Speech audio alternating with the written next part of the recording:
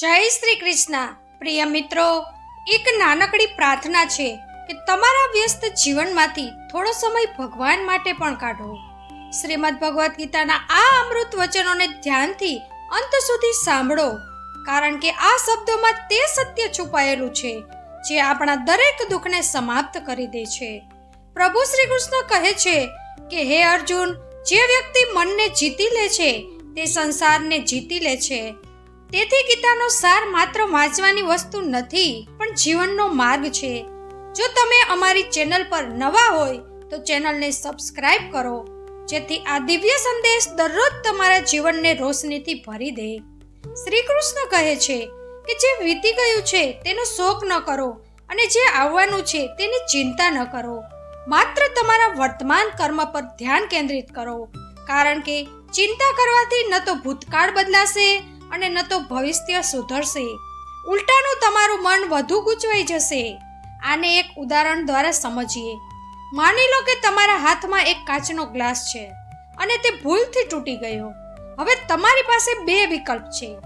પહેલો એ કે વારંવાર વિચારતા રહો કે ગ્લાસ તૂટી ગયો, આવું નહોતું થવું જોઈએ, અને એ ચિંતામાં ફસાઈ જાઓ છો કે કાશ આ તૂટ્યો જ ન હોત. જ્યારે બીજો વિકલ્પ છે કે સ્વીકારો, જે થવાનું હતું તે થઈ ગયું છે, હવે સફાઈ કરવાની છે અને આગળથી સતર્ક રહેવાનું છે. જો તમે પહેલા રસ્તાને પસંદ કરશો તો તમારું મન પસ્તાવા અને ચિંતામાં ગૂંચવાઈ જશે. તમે વારંવાર તમારી જાતને દોષ આપશો અને પરિસ્થિતિને કોસશો, પણ ગ્લાસ પાછો જોડાવાનો નથી. બીજી બાજુ જો બીજા રસ્તાને અપનાવશો તો પરિસ્થિતિને સમજીને સમાધાન પર ધ્યાન આપશો અને આગળ વધશો. આ જ તફાવત છે ચિંતા અને સમાધાનમાં. ચિંતા માત્ર ગૂંચવશે, જ્યારે સમાધાન તમને આગળ વધવાની શક્તિ આપશે. બીજું એક ઉદાહરણ લઈએ તો એક મુસાફર જંગલમાં રસ્તો ભટકી ગયો. તેની પાસે બે વિકલ્પ હતા. એક તો ચિંતામાં ડૂબીને વિચારતો રહે કે હવે હું કેવી રીતે નીકળીશ, જો કોઈ જંગલી જાનવર આવી ગયું તો શું થશે, અને આ જ ડરમાં હિંમત હારી જાય. બીજો વિકલ્પ હતો કે શાંત મગજથી વિચારે, ધીરજ રાખે, આસપાસના સંકેતોને જુએ અને ધીરે ધીરે બહાર નીકળવાનો રસ્તો શોધે. જો તે ચિંતામાં ફસાયેલો રહેત તો ખોટા નિર્ણયો લેવા માંડત અને સાચી દિશા જોઈ શકત નહીં. પણ ધીરજ રાખીને વિચારત તો રસ્તો જરૂર મળી જાત. જીવનમાં પણ આવું જ થવા લાગે છે. જ્યારે કોઈ સમસ્યાનો સામનો થાય છે ત્યારે બે રસ્તા દેખાય છે: ચિંતામાં ડૂબી જવું અથવા ધીરજથી સમાધાન શોધવું. જો પહેલો રસ્તો પસંદ કરશો તો સમસ્યા હલ નહીં થાય અને વિચારો ગૂંચવાશે, જેમ કરોડિયાના ઝાડામાં હાથ પગ મારવા. પરંતુ જો શાંત રહીને સાચી દિશામાં વિચારશો તો સમાધાન મળશે. શ્રી કૃષ્ણએ ગીતામાં આ જ કહે છે કે કર્મ કરો અને ફળની ચિંતા ન કરો. એનો અર્થ એ છે કે કર્મ પર ધ્યાન રાખો, પણ પરિણામની ચિંતામાં મન ન ગૂંચવો. ચિંતા ન તો સમય પાછો લાવે છે અને ન તો ભવિષ્ય સુધારે છે, પણ તે વર્તમાનને બરબાદ કરે છે અને નિષ્ક્રિય બનાવી દે છે. તેથી જ્યારે ચિંતા આવે ત્યારે તમારી જાતને પૂછો કે શું આનાથી કંઈ બદલાશે? જો ઉત્તર ના હોય તો ચિંતા છોડીને સમાધાન તરફ આગળ વધો. આ જ શ્રી કૃષ્ણનો સાચો ઉપદેશ છે કે ચિંતા નહીં, સમાધાન શોધો. શ્રી કૃષ્ણ કહે છે કે ચિંતા મનુષ્યનો સૌથી મોટો શત્રુ છે, જે મન અને શરીર બંનેને નબળા પાડી દે છે. અને જે વ્યક્તિ પોતાના મનને વશમાં નથી રાખી શકતો તે ક્યારેય સુખી નથી રહી શકતો. આને એક સરળ ઉદાહરણથી સમજીએ તો માની લો કોઈ વ્યક્તિ હંમેશા વિચારતો રહે છે કે જો મારી નોકરી જતી રહી તો હું શું કરીશ, જો હું બીમાર પડી ગયો તો, અથવા ભવિષ્યમાં કંઈક ખરાબ થઈ ગયું તો. તે દિવસ રાત ચિંતામાં ડૂબેલો રહે છે અને પોતાની જાતને તણાવમાં રાખે છે. ધીરે ધીરે તેની ઊંઘ બગડે છે, મન બેચેન રહે છે, શરીર નબળું પડે છે. તે ન તો બરાબર ખાઈ શકે છે ન તો શાંતિથી જીવી શકે છે. શું તેની ચિંતાએ ભવિષ્ય બદલ્યું? ના, ઉલટાનું તેને માનસિક અને શારીરિક રીતે નબળો બનાવ્યો. આ એવું જ છે જેમ કોઈ ભારે બોજ ખંભા પર લઈને ઊભું રહે અને વિચારે કે જો આને રાખ્યો તો શું થશે, પણ તેને નીચે ન મૂકો, જેનાથી ધીરે ધીરે પીઠમાં દુખાવો થવા લાગે. અતિશય ચિંતા શરીર પર પણ અસર કરે છે. તણાવના હોર્મોન્સ વધી જાય છે, હૃદયના ધબકારા તેજ થાય છે, બ્લડ પ્રેશર વધે છે અને રોગ પ્રતિકારક શક્તિ નબળી પડી જાય છે. તેથી વધુ ચિંતા કરનારા લોકો અવારનવાર બીમાર પડે છે અને માથાનો દુખાવો, ગભરાહટ, અનિદ્રા તેમજ ડિપ્રેશન જેવી સમસ્યાઓનો સામનો કરે છે. માની લો, એક ખેડૂત ખેતરમાં બીજ વાવે છે અને તે દરરોજ જઈને વિચારે છે કે જો વરસાદ ન પડ્યો તો, જો પાક બગડી ગયો તો. આ ચિંતાને કારણે તે બરાબર ઊંઘી શકતો નથી, તેની તબિયત બગડે છે અને મન બેચેન રહે છે. શું તેની ચિંતાએ વરસાદ પાડ્યો કે પાક બચાવ્યો? ના, ઉલટાનું તેને માનસિક અને શારીરિક રીતે નબળો બનાવ્યો. પછી શ્રી કૃષ્ણ આપણને શીખવે છે કે ચિંતાના બદલે કર્મ પર ધ્યાન આપો. જો ખેડૂત બીજ વાવ્યા પછી ખેતરની સંભાળ રાખે, જમીનને ફળદ્રુપ બનાવે અને સમયસર પાણી આપે તો પાક સારો થશે. તેવી જ રીતે આપણે જો ભવિષ્યની ચિંતા છોડીને વર્તમાન કાર્ય પર ધ્યાન આપીએ તો ભવિષ્ય પોતાની મેળે સુધરી જ જશે. ત્યારબાદ શ્રી કૃષ્ણ કહે છે કે મનુષ્ય પોતાના મનનો સ્વામી બને, તેનો દાસ નહીં. જ્યારે પણ મનમાં ચિંતા આવે ત્યારે તેને હાવી ન થવા દો. ધ્યાન અને પ્રાણાયામ જેવી તકનીકો અપનાવો, પોતાના મનને સ્થિર કરો અને જે પણ સમસ્યા આવે તેનું સમાધાન વિચારો. જો સમાધાન તરત ન દેખાય તો પણ એટલું સમજો કે સતત ચિંતા કરવાથી કંઈ બદલાતું નથી, પણ માત્ર તમારું જ નુકસાન થાય છે. ચિંતા એક એવો અંધકાર છે જેમાં જેટલો વધુ વિચાર કરશો એટલા જ ગૂંચવાતા જશો. પરંતુ જો આપણે શ્રી કૃષ્ણના બતાવેલા માર્ગનું પાલન કરીએ અને મનને શાંત રાખીએ તો માત્ર માનસિક હળવાશ જ નહીં પણ શરીર પણ સ્વસ્થ રહેશે. તેથી ચિંતા છોડો અને સમાધાનની દિશામાં કામ કરો. મનને શાંત રાખો અને જીવનને સહજતાથી જીવો. એ જ શ્રી કૃષ્ણની વાસ્તવિક શિક્ષા છે. તેઓ કહે છે કે જે થઈ રહ્યું છે તે અંતે ભલા માટે જ છે, તેથી વ્યર્થ ચિંતા ન કરો. જીવન એક પુસ્તક જેવું છે જેની દરેક પંક્તિનો અર્થ તરત સમજાતો નથી, પરંતુ આખી વાર્તા વાંચ્યા પછી અહેસાસ થાય છે કે દરેક ઘટના કોઈ મોટા ઉદ્દેશ્ય તરફ લઈ જઈ રહી હતી. આને એક ઉદાહરણથી સમજીએ. એક છોકરાને પેઇન્ટિંગનો ખૂબ શોખ હતો, પણ તેના માતા પિતા ઈચ્છતા હતા કે તે એન્જિનિયર બને. તેણે એન્જિનિયરિંગનો અભ્યાસ કર્યો, પણ તેના મનમાં કલા માટે બેચેની રહી. તે વિચારતો રહ્યો કે હું મારી પસંદગીનું કામ કેમ ન કરી શક્યો. તેણે અભ્યાસ પૂરો કર્યો અને આગળ વધ્યો. થોડા વર્ષો પછી તેને એવી નોકરી મળી જેમાં એન્જિનિયરિંગ અને કલા બંનેનું યોગદાન જોઈતું હતું. ત્યારે તેને સમજાયું કે જો તેણે માત્ર પેઇન્ટિંગ પર ધ્યાન આપ્યું હોત તો આ તક ક્યારેય ન મળી હોત. તેવી જ રીતે જીવનમાં પણ જ્યારે કોઈ ઘટના આપણી ઈચ્છા મુજબ નથી થતી ત્યારે આપણે દુઃખી થઈ જઈએ છીએ, પણ આગળ જતાં તે જ ઘટના વરદાન સાબિત થાય છે. ઉદાહરણ તરીકે, કોઈ વ્યક્તિ ટ્રેન પકડવા માટે દોડતી હોય પણ ટ્રેન છૂટી જાય તો તે ગુસ્સા અને દુઃખમાં આવી જાય છે. પછી ખબર પડે છે કે જે ટ્રેનમાં તે જવાનો હતો ને તેનો અકસ્માત થયો છે. ત્યારે સમજાય કે ટ્રેન છૂટવી જ જીવન માટે જરૂરી હતી. શ્રી કૃષ્ણ શીખવે છે કે દરેક ઘટનાનો અર્થ તરત સમજાતો નથી, પણ ઈશ્વર પર વિશ્વાસ રાખો કે જે થઈ રહ્યું છે તે કોઈ કારણસર અને તમારા ભલા માટે છે. જ્યારે આ દ્રષ્ટિકોણ અપનાવીએ છીએ ત્યારે જીવનની ચિંતાઓ ઘટે છે અને આપણે અનુભવોને ખુલ્લા દિલથી સ્વીકારીએ છીએ. તેથી જ્યારે કઠિન સમય આવે અને વસ્તુઓ આપણી ઈચ્છા મુજબ ન હોય ત્યારે બસ એટલું પૂછો કે શું મને અત્યારે આનું કારણ સમજાયું નથી, પણ શું ભવિષ્યમાં આ મારા માટે સારું હોઈ શકે છે? જો હા, તો ચિંતા કેમ કરવી? શ્રી કૃષ્ણ પર ભરોસો રાખો અને આગળ વધો.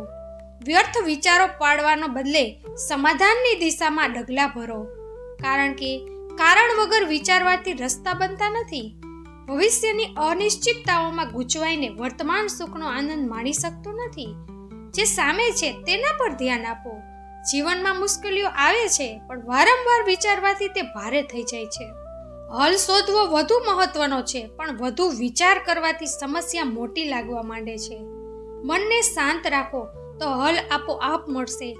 કઠિન સમયમાં નકારાત્મક વિચાર મનને ભારે કરી દે છે. ધીરજ રાખો, કારણ કે દરેક અંધકાર પછી પ્રકાશ આવે છે. જરૂર કરતાં વધુ વિચારવાથી સમાધાન નથી મળતું, પણ મન અસ્થિર થાય છે. થોભીને વિચારો તો ફળ ચોક્કસ મળશે. જે આપણા હાથમાં નથી તેના પર વારંવાર વિચાર કરવો માત્ર આત્મશક્તિને નબળી કરવી છે. જે શક્ય છે તેના પર ધ્યાન આપો. દરેક પળે માત્ર આશંકાઓમાં ડૂબેલા રહેવું એ લડ્યા વગર હાર માની લેવા જેવું છે. સાહસપૂર્વક આગળ વધવું એ જ જીવન છે. ભય અને અસુરક્ષાનો ભાવ આપણને ત્યાં જ રોકી દે છે જ્યાંથી રસ્તો ખુલી શકતો હતો. પોતાની જાત પર ભરોસો રાખો તો હલ મળશે. વિચારવાનું કામ બુદ્ધિનું છે, પણ જો તે આદત બની જાય તો મન પીડાય છે. મર્યાદિત વિચારો રાખો અને સંતુલન જાળવી રાખો. જો મનુષ્ય હંમેશા સંભવિત કષ્ટોથી ડરતો રહેશે તો જીવનનો સાચો આનંદ નહીં લઈ શકે. દરેક સમસ્યાનો હલ માત્ર વિચારવાથી નહીં, પણ સાચા ડગલા ભરવાથી મળે છે. વિચારો જરૂર, પણ તેના દાસ ન બનો, કારણ કે મન ગૂંચવાડાઓમાં ઘસાયેલું રહેશે તો આનંદ ખોવાઈ જશે. સરળતા જ શાંતિનો રાહ બતાવે છે. જેમ પાણીમાં વારંવાર કાંકરા ફેંકવાથી સપાટી અશાંત થાય છે, તેમ સતત ગૂંચવણોમાં પડવાથી મન વ્યાકુળ રહે છે. જો કોઈ તમારી દિલની લાગણીઓની કદર નથી કરતું તો આ તેમની ઉણપ છે, તમારી નહીં. દરેક પાસે તે ક્ષમતા નથી હોતી જે સાચા જજ્બાનોની ઊંડાઈને સમજી શકે. તેથી તેવા લોકોને સમજાવવામાં તમારો સમય બરબાદ ન કરો જેમની નજર તમારી લાગણીઓની કિંમત નથી ઓળખી શકતી. ક્યારેક લોકો તમારા દુઃખનો અહેસાસ ત્યારે જ કરે છે જ્યારે તેઓ પોતે તે જ પીડામાંથી પસાર થાય છે. તેથી તમારા આંસુ બતાવવાની જરૂર નથી, માત્ર ધીરજ જાળવો, કારણ કે સમય સૌથી મોટો શિક્ષક છે. અને જે લોકો તમને સમજી શક્યા નથી તેઓ એક દિવસ પોતે તમારા દર્દનો અનુભવ કરશે. જે લોકો તમને નીચા દેખાડવાની કોશિશ કરે છે તેઓ ભૂલી જાય છે કે સૂરજને ગમે તેટલી ધૂળમાં છુપાવવામાં આવે તો તેની રોશની કે તેની ચમક ઓછી થતી નથી. તેની રોશની ચમકતી જ રહે છે. તમારી ઈમાનદારી અને મહેનતને કોઈ રોકી શકતું નથી, ભલે ગમે તેટલી બાધાઓ આવે. જો કોઈ તમારા ભલાની પરવા નથી કરતું તો તેમના શબ્દોને દિલ પર ન લો. જે લોકો તમારા દુઃખને નથી સમજી શકતા તેઓ તમારી આલોચના કરવાને લાયક પણ નથી. તેમની વાતોને અનસુની કરો અને તમારા માર્ગ પર ચાલતા રહો. જ્યારે કોઈ તમારી સાથે અન્યાય કરે છે ત્યારે યાદ રાખો કે જીવન દરેકને તેમના કર્મોનું ફળ પાછું આપે જ છે. તમારે બદલો લેવાની જરૂર નથી, બસ શાંત રહો અને જુઓ કે સમય કેવી રીતે પોતે તેમના માટે ઉત્તર બને છે. જે લોકો તમને વારંવાર પાડવાની કોશિશ કરે છે તેઓ એ ભૂલી જાય છે કે સૌથી ઊંચો એ જ ઉઠે છે જે પડીને પણ ફરી ઊભા થવાનું સાહસ રાખે છે. તેમના દરેક વારને તમારી તાકાતમાં બદલો અને તેમને બતાવો કે તમારી હિંમત કેટલી અડગ છે. જો કોઈએ તમને પીડા આપીને પોતાની જાતને સાચી સાબિત કરવાની કોશિશ કરી છે તો તેને ધીરે ધીરે અહેસાસ થશે કે તેણે પોતાના જીવનનું સૌથી મોટું નુકસાન કર્યું છે. કારણ કે જે લોકો સાચા દિલને ઠુકરાવે છે તેઓ અંતે પોતે ઠુકરાઈ જાય છે. જે લોકો તમારી પીઠ પાછળ તમારા વિરુદ્ધ બોલે છે તેઓ ભૂલી જાય છે કે પીઠ પાછળ વાર કરનાર હંમેશા નબળા હોય છે. જે ખરેખર તમારા વિરુદ્ધ હોય તેઓ સામેથી મુકાબલો કરે છે. તેથી આવા લોકોને નજર અંદાજ કરવા એ જ સૌથી પ્રભાવશાળી ઉત્તર છે. જો કોઈએ તમારી સાથે છળ કર્યું છે તો તેમના માટે તમારી લાગણીઓને ખરાબ ન કરો. તમારા આંસુ તેમના માટે મહત્વહીન છે, પણ તમારી ખામોશી એક દિવસ તેમના મનમાં સવાલ ઊભો કરશે. ચૂપ રહીને પણ તમે તેમને સૌથી મોટો જવાબ આપી શકો છો. જ્યારે કોઈ તમારા વિશે ખોટું ફેલાવે છે ત્યારે પરેશાન ન થાઓ, કારણ કે જૂઠ ગમે તેટલું ફેલાવવામાં આવે તે અંતે સત્યની સામે ટકી શકતું નથી. તમારે બસ ધીરજ રાખવાની છે અને તમારા સત્ય પર અડગ રહેવાનું છે. બાકીનું કામ સમય પોતે જ કરી લેશે. મિત્રો, જિંદગીમાં ખુશી અને ગમ, મોહબ્બત અને એકલાપણું દરેક માણસને ક્યારેક ને ક્યારેક મળી જ જાય છે. પણ આ જ અહેસાસ આપણને અંદરથી મજબૂત બનાવે છે અને એ સમજાવી દે છે કે આપણાપણું અને સમજણનો અસલી મતલબ શું છે. ગામથી દૂર શહેરની એક ભીડભાડવાળી વસ્તીમાં એક જૂનું નાનું મકાન હતું, જેની દિવાલો પર ભેજના ડાઘા હતા અને વાદળી રંગના પડ ઠેર ઠેર ઉખડી ગયા હતા. આ જ ઘર આગળ જતા સુખ અને પીડા બંનેનું સાક્ષી બનવાનું હતું. તે ઘરના એક રૂમમાં 9 વર્ષનો સાર્થક બેઠો હતો. તે પોતાની જૂની નોટબુક પર પેન્સિલથી લીટા કરી રહ્યો હતો. ચહેરો ભોળો હતો, પણ આંખોમાં ઊંડી ઉદાસી છુપાયેલી હતી. અસલી માતા કવિતાની યાદો અવારનવાર તેમના મનને બેચેન કરી દેતી હતી, કારણ કે સાર્થકના જન્મના થોડા દિવસો પછી જ કવિતા આ દુનિયામાંથી ચાલી ગઈ હતી. પિતા ગુલશને એકલા હાથે દીકરાનો ઉછેર કર્યો, પણ સમય જતાં જવાબદારીઓનો બોજ અને એકલાપણું બંને ભારે પડવા લાગ્યા. સંબંધીઓના કહેવાથી તેમણે બીજા લગ્ન કરી લીધા અને ઘરમાં સીમા આવી ગઈ. બહારથી તે સીધી સાદી લાગતી હતી, મીઠું બોલનારી અને બધાની સામે મમતા બતાવનારી સ્ત્રી હતી, પણ ઘરની 4 દિવાલોની અંદર તેનો સ્વભાવ બિલકુલ અલગ હતો.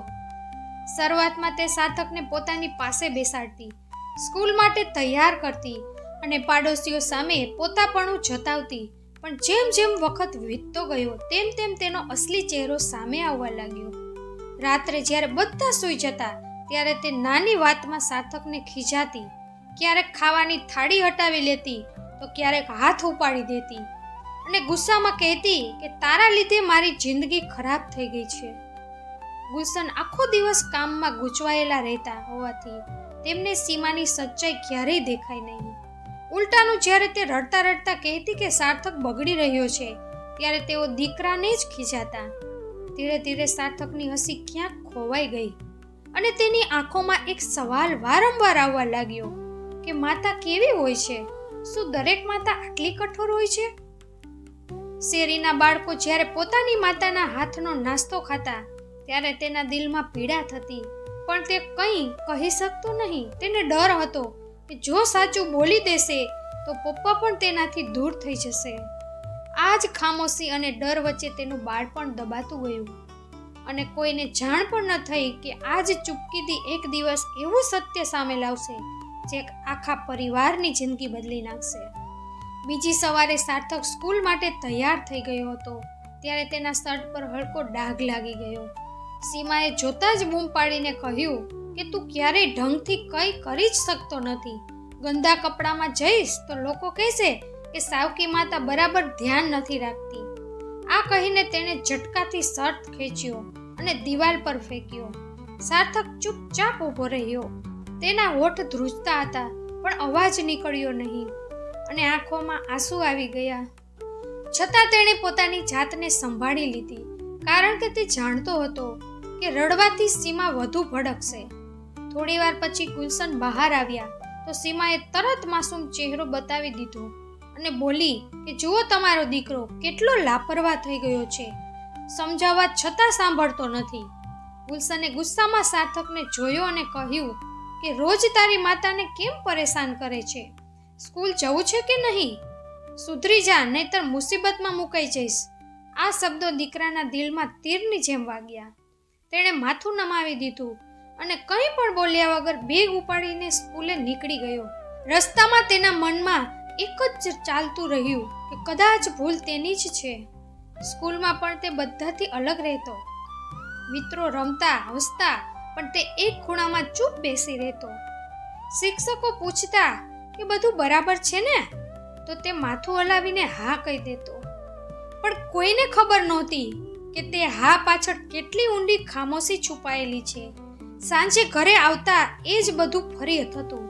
સીમા નાની વાતોમાં મેણા મારતી અને કહેતી કે તારી માતા હોત તો કદાચ તને સંભાળી લેત. હવે મારે જ તારી નોકરાણી બનવું પડી રહ્યું છે. આ સાંભળી સાર્થક અંદરથી તૂટી જતો અને માતાના ફોટા સામે ઊભો રહી વિચારતો કે માતા તમે કેમ ચાલ્યા ગયા? જો તમે હોત તો કદાચ મારી જિંદગી કંઈક અલગ હોત. રાત્રે તે પોતાના પલંગ પર સૂઈને ચૂપચાપ છત સામે જોઈ રહેતો. તેની માસૂમ આંખોમાં આંસુ હતા, પણ હોઠ પર ઊંડી ખામોશી હતી. તેના મનમાં એ ડર પૂરેપૂરો બેસી ગયો હતો કે જો તેણે કોઈને પણ પોતાની પીડા કહી તો પિતા પણ તેનાથી દૂર થઈ જશે. પણ સાર્થક જાણતો હતો કે તેની આ ચૂપકીદી ધીરે ધીરે એક એવા રહસ્યને જન્મ આપી રહી છે જે અવારનવાર સમયમાં તેના આખા પરિવારનું ચિત્ર બદલી નાખશે. આ સત્ય તેની સાવકી માના તે ડરામણા કાવતરા સાથે જોડાયેલું હતું, જેને જાણીને દરેક વ્યક્તિ સ્તબ્ધ થઈ જશે. તે રવિવારની સવાર હતી. પાડોશના બાળકો આંગણામાં ક્રિકેટ રમી રહ્યા હતા અને તેમની હસી આખા મહોલ્લામાં ફેલાઈ રહી હતી. સાર્થક બારીમાંથી આ બધું જોઈ રહ્યો હતો અને તેનું દિલ પણ તેમની સાથે રમવા માટે તલપાપડ હતું. ત્યારે સીમાએ કઠોર અવાજમાં કહ્યું કે પહેલા બધા વાસણ સાફ કર, પછી કચરો બહાર ફેંક. રમવું તારા માટે નથી. સાર્થકે માથું નમાવી દીધું અને બોલ્યા વગર કામમાં લાગી ગયો. તેના નાના હાથોથી ભારે ડોલ સંભાળાતી નહોતી, પણ ડરના કારણે તે કંઈ કહી શક્યો નહીં. ત્યારે અચાનક તેની આંગળીઓ લપસી ગઈ અને કાચનો એક ગ્લાસ નીચે પડીને ટુકડે ટુકડા થઈ ગયા. સીમા ગુસ્સાથી લાલ થઈ ગઈ અને ઊંચા અવાજે બૂમ પાડી કે જાણી જોઈને તું તોડે છે, તારે દરેક વસ્તુ ખરાબ કરવી છે. આ કહેતા તેણે તેના ગાલ પર જોરદાર થપ્પડ મારી દીધી. તે જ ક્ષણે દરવાજા પર ઊભેલા પાડોશી શર્મા અંકલે આ બધું જોઈ લીધું. તેઓ પડવાર માટે અટકી ગયા, પણ કંઈ બોલ્યા વગર પાછા ફર્યા. સાર્થકની આંખોમાંથી આંસુ વહી નીકળ્યા અને તેણે કાચના ટુકડા ભેગા કર્યા અને મનમાં વિચાર્યું કે કાશ પપ્પા ત્યારે અહીં હોત. સાંજે જ્યારે ગુલશન ઘરે આવ્યા ત્યારે સીમાએ ફરી એ જ નાટક કર્યું અને રડતા રડતા બોલી કે તમારા દીકરાએ આજે ફરી મારું જીવવું મુશ્કેલ કરી દીધું છે. મારી એક પણ વાત માનતો નથી. ગુલશને દીકરાને કડક નજરે જોયો અને કહ્યું કે સાર્થક, તું સીમા માતાનું સન્માન કરતા શીખ. જો માતાને દુઃખ આપીશ તો મારાથી સહન નહીં થાય. સીમા માતા શબ્દ સાંભળતા જ સાર્થકનું દિલ તડપી ઉઠ્યું. તે વિચારવા લાગ્યો કે શું માતા એ જ હોય છે જે રોજ મને દર્દ આપે છે? પણ તે ચૂપ રહ્યો. ધીમે ધીમે આ બધું તેની દિનચર્યા બની ગયું. સીમા બહારના લોકો સામે સંસ્કારી, સહનશીલ અને મમતામયી સ્ત્રી બનતી રહી, પણ અંદરથી તે રોજ વધુ કઠોર થતી ગઈ અને સાર્થકની હસી પૂરેપૂરી ગાયબ થઈ ગઈ. હવે તે મહોલ્લાનો સૌથી શાંત બાળક કહેવાવા લાગ્યો. એક દિવસ સ્કૂલથી પાછા આવતા તેની નજર રસ્તામાં બેઠેલા એક વૃદ્ધ પર પડી. તેઓ ફાટેલા કપડામાં હતા, ભૂખના કારણે ખૂબ નબળા દેખાતા હતા. સાર્થકે પોતાનું ટિફિન તેમને આપી દીધું. વૃદ્ધની આંખો ભરાઈ આવી અને ધ્રુજતા અવાજે બોલ્યા, બેટા, ભગવાન તને સદા ખુશ રાખે. તે પળે સાર્થકને થોડી રાહત થઈ કે જાણે કોઈએ તેની ખામોશી સમજી લીધી હોય. તેને તે અંદાજ નહોતો કે તેની આ નાનકડી મદદ એક દિવસ સીમાની સચ્ચાઈ ઉજાગર કરવાની ચાવી બનશે, કારણ કે તે જ વૃદ્ધ સીમાના ભૂતકાળ સાથે જોડાયેલા હતા અને તેમની સામનો હજુ બાકી હતો.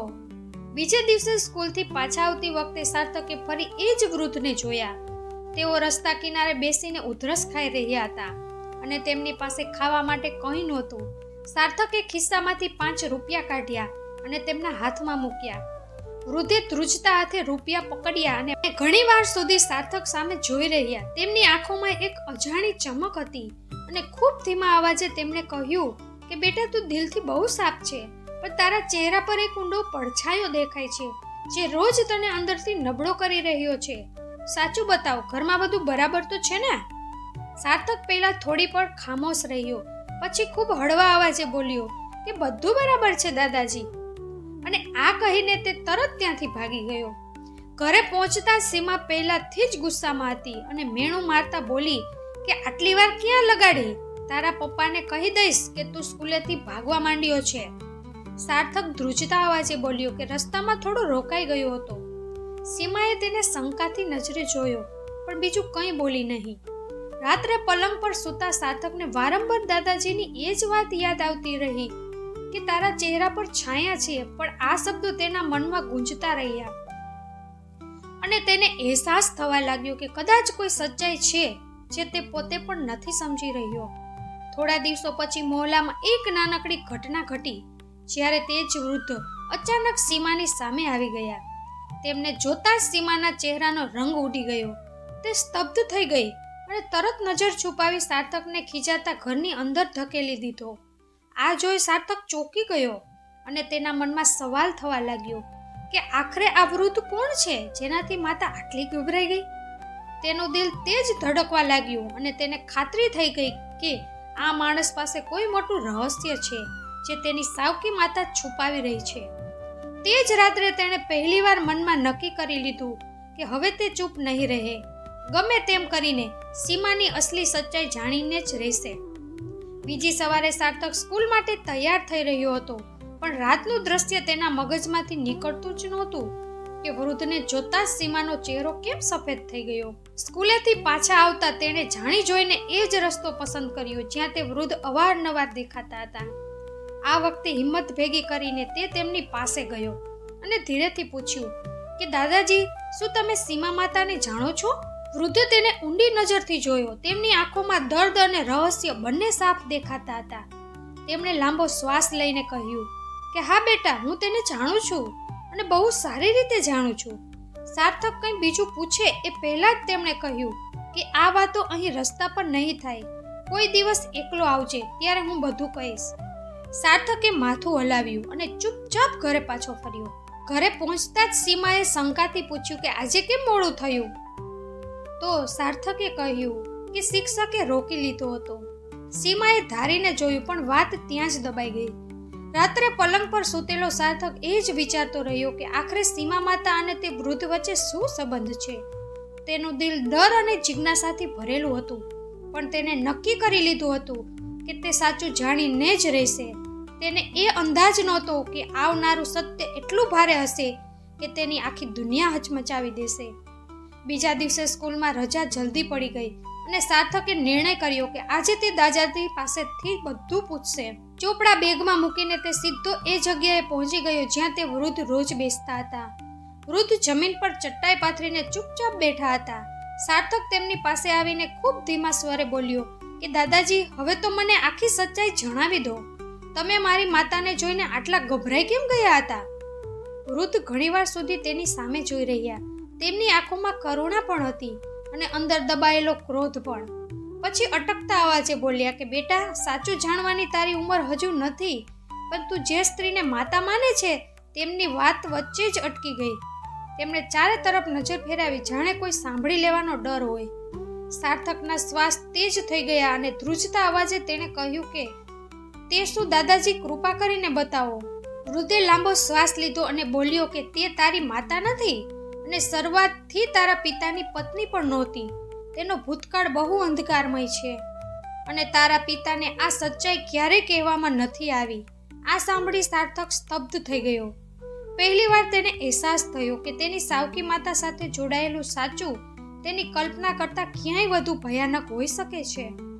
વૃદ્ધે આગળ ઝૂકીને ફૂસફૂસાવ્યું કે સીમા તે સ્ત્રીનું નામ છે જેને મેં વર્ષો પહેલા જેલ જતી જોઈ હતી. તે પોતાના જ પરિવારને દગો આપીને ભાગી ગઈ હતી. અને બેટા, આવા દગા માત્ર પૈસા માટે નથી હોતા, પણ તેની પાછળ ઊંડું પાપ છુપાયેલું હોય છે. સાર્થકની આંખો પહોળી થઈ ગઈ અને તેનું માસૂમ મન ડર અને અસંખ્ય સવાલોથી ભરાઈ ગયું. તેને સમજાતું નહોતું કે હવે કોના પર ભરોસો કરે. પોતાના પિતા ગુલશન પર, પોતાની સાવકી માતા પર, કે આ વૃદ્ધની વાતો પર. તેને એ પણ ખબર નહોતી કે આ તો માત્ર શરૂઆત છે. અસલી ડરામણું સત્ય હજુ સામે આવવાનું બાકી છે, જે તેના પરિવારને જ નહીં પણ તેના ભવિષ્યને પણ હચમચાવી દેશે. ધ્રુજતા અવાજે સાર્થક બોલ્યો કે દાદાજી, તમે કહ્યું સીમા જેલ ગઈ હતી, પણ કેમ તેણે એવું શું કર્યું હતું? વૃદ્ધે થાકેલી આંખો બંધ કરી અને ઊંડો શ્વાસ લઈને બોલ્યા કે બેટા, આ વાર્તા બહુ જૂની છે. હું એ જ મહોલ્લામાં રહેતો હતો જ્યાં સીમા મોટી થઈ. બહારથી તે સીધી સાદી લાગતી હતી, પણ અંદરથી ખૂબ ચાલાક હતી. તેના ઘરના લોકો સરળ સ્વભાવના હતા, પણ તેને હંમેશા મોટું બનવાની ચાહત હતી. પૈસા, શોખ અને એસો આરામની લાલચાએ તેને આંધળી બનાવી દીધી હતી. સાર્થક ધ્યાનથી સાંભળી રહ્યો હતો ને દરેક શબ્દ તેના દિલ પર ઈજા કરી રહ્યો હતો. વૃદ્ધે આગળ કહ્યું કે સીમાને એક દીકરા સાથે સંબંધ હતો જે ખોટા કામોમાં લાગેલો હતો. તે તેની સાથે ભાગી ગઈ અને બંનેએ મળીને પોતાના જ ઘરને લૂંટી લીધું. મા બાપના દાગીના અને પૈસા બધું લઈને ચાલ્યા ગયા. જ્યારે તેનો નાનો ભાઈ તેમને રોકવા લાગ્યો તો ઝઘડામાં તે છોકરાએ તેને ધક્કો મારી દીધો અને તે સીડીઓ પરથી પડીને મરી ગયો. સાર્થકની આંખોમાંથી આંસુ વહેવા લાગ્યા અને તે ગણગણ્યો કે મતલબ તેણે પોતાના જ ભાઈનું મોત જોયું? વૃદ્ધે માથું હલાવીને કહ્યું, હા બેટા, તે જ દિવસે તેના પરિવારે તેની સાથે નાતો તોડી નાખ્યો. પોલીસે બંનેને પકડી લીધા અને તે ઘણા વર્ષો જેલમાં રહી. બહાર આવ્યા પછી પણ કોઈએ તેને અપનાવી નહીં અને તે ભટકતી રહી. સાર્થકનું દિલ વધુ ભારે થઈ ગયું અને તેણે ધીમેથી પૂછ્યું કે પછી તે મારા પપ્પાની જિંદગીમાં કેવી રીતે આવી? વૃદ્ધાની આંખોમાં કઠોર ચમક ઉભરાઈ અને તેમણે કહ્યું કે આ જ સૌથી મોટો દગો છે બેટા. તેણે ગુલશનને ક્યારેય પોતાની સચ્ચાઈ બતાવી નથી. તે જાણતી હતી કે તારા પિતા સીધા માણસ છે. તેમને પત્ની જોઈતી હતી અને સીમાને માથું છુપાવવાની જગ્યા અને ઇજ્જતનો મોહરો જોઈતો હતો. તેણે પોતાનો ભૂતકાળ છુપાવીને લગ્ન કર્યા અને પોતાના ગુસ્સા તેમજ પસ્તાવાનો શિકાર તને બનાવી દીધો. તે જ પડે સાર્થકનું નાનું દિલ પૂરેપૂરું તૂટી ચૂક્યું હતું. તેના શ્વાસ તેજ થવા લાગ્યા હતા. તેનું મગજ સૂન પડી ગયું હતું. તેને સમજાતું નહોતું કે હવે ઘરે પાછા ફરી સીમાનો સામનો કેવી રીતે કરશે. આ વૃદ્ધ અહીં જ અટક્યા નહીં અને બોલ્યા કે બેટા, આ તો હજુ અડધું સત્ય છે. અસલી ડરામણી વાત તો હજી પણ બાકી છે. તે સત્ય જો તારા પપ્પા જાણી ગયા તો કદાચ આ ઘર હંમેશા માટે વિખરાઈ જશે. સાર્થકના શ્વાસ વધુ તેજ થયા અને ધ્રુજતા અવાજે તે બોલ્યો કે દાદાજી, જો આ અડધું સત્ય છે તો આખું સત્ય શું છે? આખરે એવી કઈ વાત છે જે મારું ઘર તોડી શકે છે? વૃદ્ધે ચારે તરફ જોયું, જાણે કોઈ સાંભળી લેવાનો ડર હોય. પછી ખૂબ ધીમા સ્વરે બોલ્યા કે સીમાએ જેલમાંથી નીકળ્યા પછી માત્ર સહારો લેવા માટે તારા પિતા ગુલશન સાથે લગ્ન નહોતા કર્યા, પણ તેની પાછળ એક બીજી મોટી વજહ હતી. આ સાંભળી સાર્થક હક્કો-બક્કો થઈ ગયો. તેની આંખો પહોળી થઈ ગઈ અને તે ગણગણ્યો કે પણ કેમ? વૃદ્ધે ઊંડો શ્વાસ લઈને કહ્યું કે જ્યારે સીમા જેલમાં હતી ત્યારે ડોક્ટરોએ તેને કહી દીધું હતું કે તેનું શરીર માતા બનવાને લાયક રહ્યું નથી અને તે ક્યારેય સંતાનને જન્મ નહીં આપી શકે. આ વાત તેના દિલમાં કાંટાની જેમ ખૂંચતી હતી, કારણ કે સમાજમાં સ્ત્રીની ઓળખ અવારનવાર માતા બનવા સાથે જોડાયેલી હોય છે. ત્યારે તેની નજર તારા પિતા પર પડી, જેમની પત્ની ગુજરી ગઈ હતી અને એક નાનો દીકરો હતો. સીમાએ વિચાર્યું કે જો તે ગુલશન સાથે લગ્ન કરી લેશે તો તેને માથું છુપાવવાની છત પણ મળી જશે અને માતા કહેવાનો મોકો પણ મળી જશે. આ જ લાલચ અને સ્વાર્થે તેને આ ઘર સુધી પહોંચાડી. આ સાંભળી સાર્થકની રૂંવાટી ઊભી થઈ ગઈ. તેના દિલમાં જાણે કોઈ ચાકુ ભોંક્યું હોય અને તે તૂટેલા અવાજે બોલ્યો કે મતલબ તેણે મને ક્યારેય દીકરાની જેમ અપનાવ્યો જ નથી. તેણે મને માત્ર પોતાની ઉણપ છુપાવવાનું સાધન બનાવ્યું. વૃદ્ધે માથું હલાવીને કહ્યું કે હા બેટા, આ જ સચ્ચાઈ છે અને આ જ તે સૌથી ભયાનક સત્ય છે જે તારા પિતા આજ સુધી જાણતા નથી. તેમને લાગે છે કે તેમના દીકરા માટે માતા મળી ગઈ છે, પણ અસલમાં તેમણે ઘરમાં એવી સ્ત્રીને જગ્યા આપી છે જેના દિલમાં મમતા નહીં પણ સ્વાર્થ અને પસ્તાવાનું ઝેર ભરેલું છે. સાર્થક ત્યાં જ પથ્થરની જેમ ઊભો રહી ગયો. તેની આંખોમાંથી આંસુ સતત પડતા રહ્યા અને તેણે મનોમન નક્કી કરી લીધું કે હવે તે ચૂપ નહીં રહે, ભલે ગમે તેટલું દર્દ કેમ ન થાય. આ સાચું એક દિવસ પોતાના પિતાને કહીને જ રહેશે.